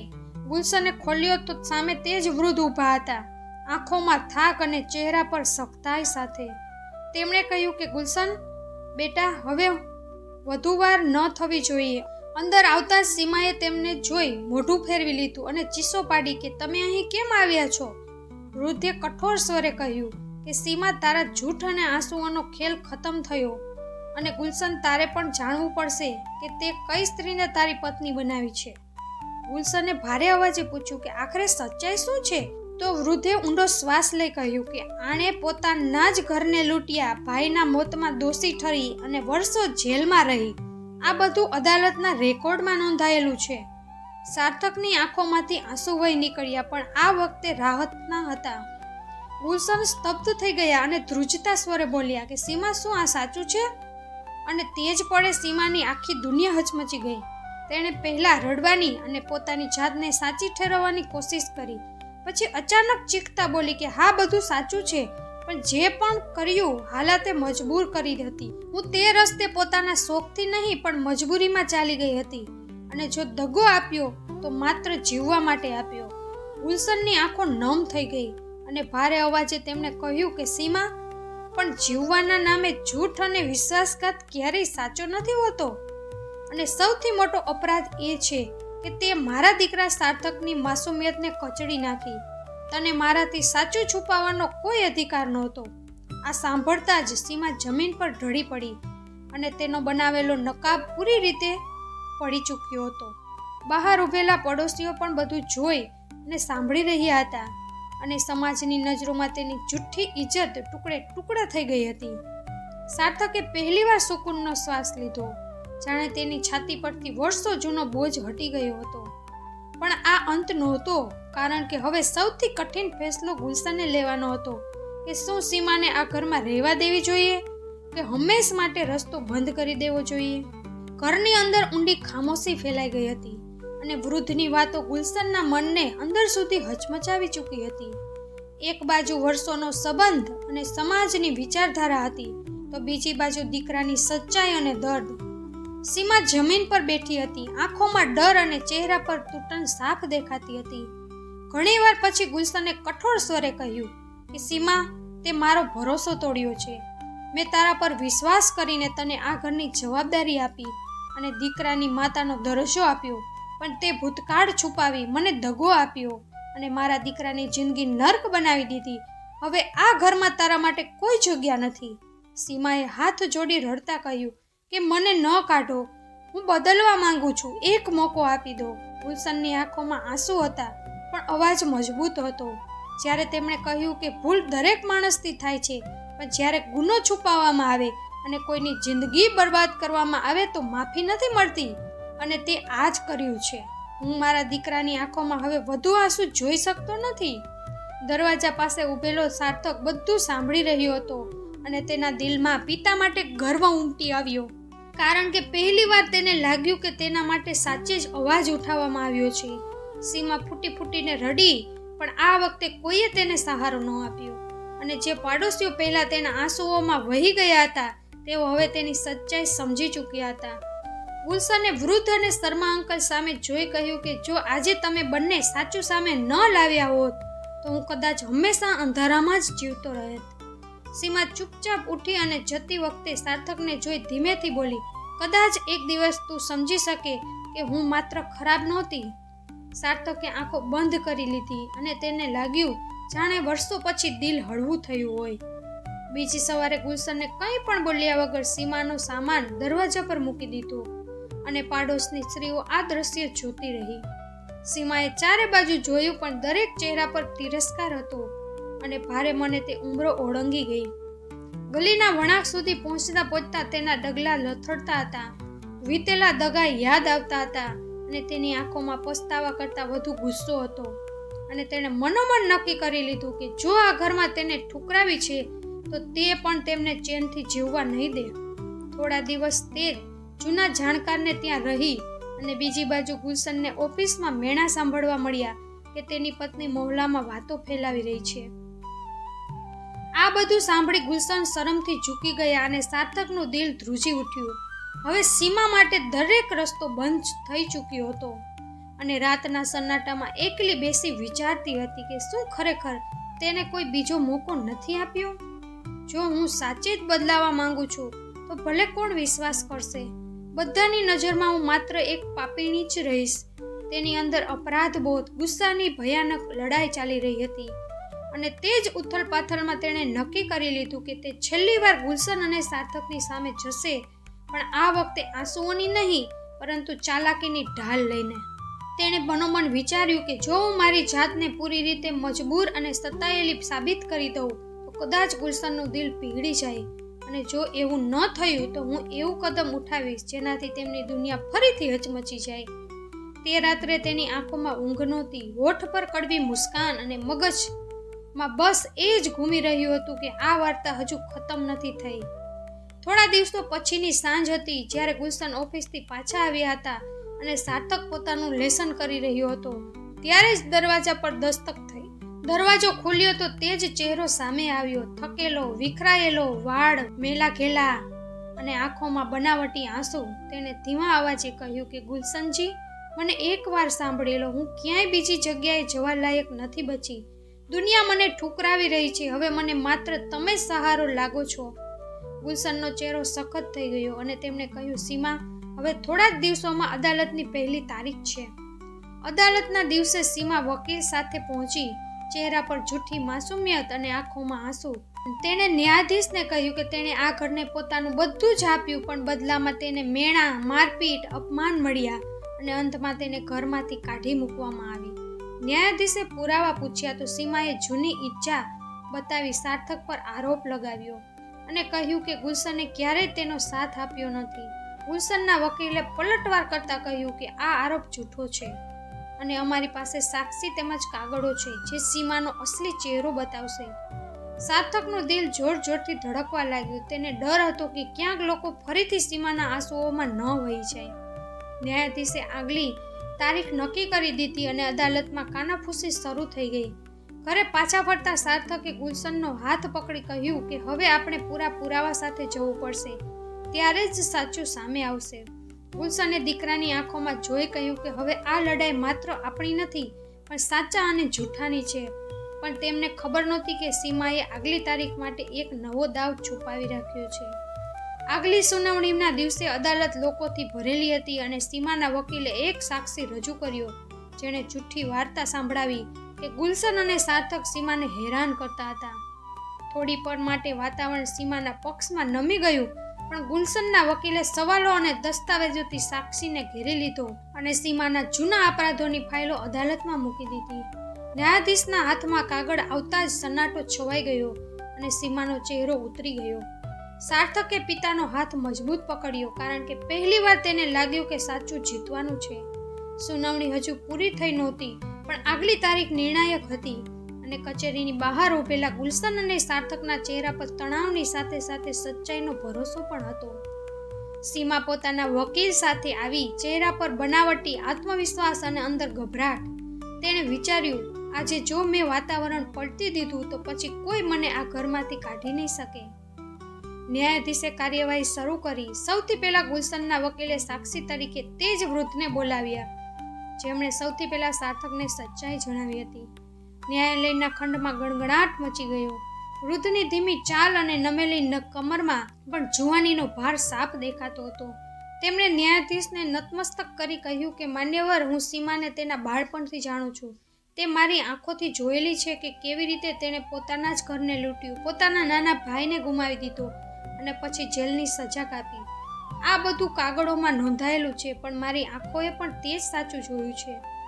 આજે જો હું ચૂપ રહું તો આ બાળક અને તેના પિતા બંને માટે અન્યાય થશે. અદાલતમાં સન્નાટો છાઈ ગયો અને સીમાના ચહેરાનો રંગ ઉડી ગયો. આ પછી વકીલે બીજા સાક્ષી તરીકે શર્મા અંકલને બોલાવ્યા. તેમણે કહ્યું કે પોતે જોયું કે સાર્થકને તેની સાવકી માતા રોજ ખીજાતી, મારતી, ડરાવતી હતી. આ બાળક ચૂપચાપ બધું સહેતો રહ્યો અને તેના ચહેરાની ઉદાસી સૌથી મોટો પુરાવો છે. અદાલતનું વાતાવરણ તણાવથી ભરાયેલું હતું. ન્યાયાધીશે ફાઇલ બંધ કરી અને ઊંડા અવાજે કહ્યું કે અદાલતે બંને પક્ષોની જુબાની, પુરાવા અને દસ્તાવેજો ધ્યાનથી જોયા છે. સીમાના ભૂતકાળ સાથે જોડાયેલા અપરાધ સાબિત થાય છે. તેણે પોતાનો અપરાધ છુપાવી ગુલશન સાથે લગ્ન કર્યા અને સાવકા દીકરા સાર્થકને માનસિક તેમજ શારીરિક રીતે હેરાન કર્યો. આ વર્તન ન માત્ર અનૈતિક છે, પણ એક નિર્દોષ બાળકના જીવનને નર્ક બનાવવા જેવું છે. સીમા ધ્રુજતી ઊભી થઈ ગઈ. તેની આંખોમાંથી આંસુ વહેવા લાગ્યા. તે રાડો પાડતી બોલી કે ના, હું નિર્દોષ છું. બધાએ મળીને મને ફસાવી છે. મેં માત્ર જીવવાની કોશિશ કરી હતી. તમારી કોશિશે એક માસૂમના બાળપણને કચડી નાખ્યું. અદાલતે એ માને છે કે તમારા આરોપ જૂઠા છે અને ગુલશન તેમજ સાર્થક નિર્દોષ છે. સાથે જ અદાલત આદેશ આપે છે કે તમને આ ઘર કે આમના જીવનમાં કોઈ અધિકાર નથી. તમને ફરી સામાજિક પરામર્શ કેન્દ્રમાં મોકલવામાં આવશે, જેથી તમે તમારું જીવન નવેસરથી શરૂ કરી શકો, પણ આ પરિવાર સાથે તમારો કોઈ સંબંધ રહેશે નહીં. અદાલતમાં સન્નાટો છવાઈ ગયો. સાર્થકની આંખોમાંથી આંસુ વહી નીકળ્યા, પણ આ વખતે આંસુ દુઃખના નહીં, રાહતના હતા. તેણે પપ્પાનો હાથ મજબૂત પકડી લીધો. ગુલશનની આંખોમાંથી પણ નમી હતી. તેમણે દીકરાને છાતીએ લગાવ્યો અને કહ્યું કે હવે તું બિલકુલ સુરક્ષિત છે બેટા. હવે તારા બાળપણ સાથે કોઈ નહીં રમે. સીમા ત્યાં જ જમીન પર બેસી ગઈ અને તૂટેલા શબ્દોમાં ગણગણતી હતી કે બધું ખતમ થઈ ગયું, બધું ખતમ. એના આંસુ કોઈને પીગળાવી શક્યા નહીં. પહેલી વાર તેને લાગ્યું કે તેની વાત સાંભળવામાં આવી છે અને તેના નાનકડા દિલે ધીરેથી કહ્યું કે હવે હું સાચે જ જીવવાનું શરૂ કરી શકું છું. અદાલતથી પાછા ફરતા આકાશ સાફ હતું, હવામાં હલકી ઠંડક હતી. ગુલશન અને સાર્થકે પહેલીવાર સુકૂનનો શ્વાસ લીધો. આ એ જ ઘર હતું જ્યાં ક્યારેક દગા અને આંસુઓનો ઓછાયો હતો અને હવે ત્યાં જ ભરોસા અને સુકૂનની રોશની ફેલાઈ રહી હતી. અને આ રીતે સાર્થકનું બાળપણ, જે વર્ષો સુધી સાવકી માતાની કઠોરતા અને છળમાં દબાયેલું હતું, તે આજે આઝાદ થઈ રહ્યું હતું. મિત્રો, આ વાર્તા પરથી આપણને એ શીખ મળે છે કે સંબંધો જો સમજણ અને પોતાનાપણાથી નિભાવવામાં આવે તો મજબૂત બને છે. જૂઠ, બદલાની આગ, ખોટી વિચારધારાથી માત્ર દર્દ અને અંતર વધે છે. સચ્ચાઈ, પ્રેમ અને ધીરજથી જ પરિવારમાં શાંતિ અને વિશ્વાસ ટકે છે. યાદ રાખો, સંબંધોમાં ભરોસો અને સન્માન જ સૌથી મોટી તાકાત છે. જો કોઈ તમારી લાગણીઓ સાથે રમીને ચાલ્યું ગયું છે તો તેનો મતલબ એ નથી કે તમારી ભાવનાઓ ખોટી હતી. એનો અર્થ બસ એટલો જ છે કે તે વ્યક્તિ તેને લાયક નહોતી. જ્યારે સાચો માણસ તમારી જિંદગીમાં આવશે તો તે તમારી લાગણીઓની કદર કરશે અને તમને તે સન્માન આપશે જેના તમે હકદાર છો. કેટલાક લોકો તમારી ભલાઈનો ફાયદો ઉઠાવવાની કોશિશ કરશે, પણ તેનો મતલબ એ નથી કે તમારે ભલા બનવાનું છોડી દેવું જોઈએ. જે રીતે નદી પોતાના સ્વભાવથી વહેતી રહે છે, તેવી જ રીતે તમારે પણ તમારી ભલાઈ જાળવી રાખવી જોઈએ. તો મિત્રો, આજ માટે બસ આટલું જ. મને આશા છે કે આજના વિડીયોમાંથી તમને ઘણું બધું શીખવા મળ્યું હશે. તો વિડીયોને લાઈક કરી કમેન્ટમાં જય શ્રી કૃષ્ણ જરૂર લખી દેજો. અને અમારી ચેનલ પર પહેલીવાર આવ્યા હોય તો ચેનલને સબસ્ક્રાઇબ કરવાનું ન ભૂલતા. ફરીથી મળીશું નવા વિડીયો સાથે. ત્યાં સુધી બધાને જય શ્રી કૃષ્ણ. રાધે રાધે.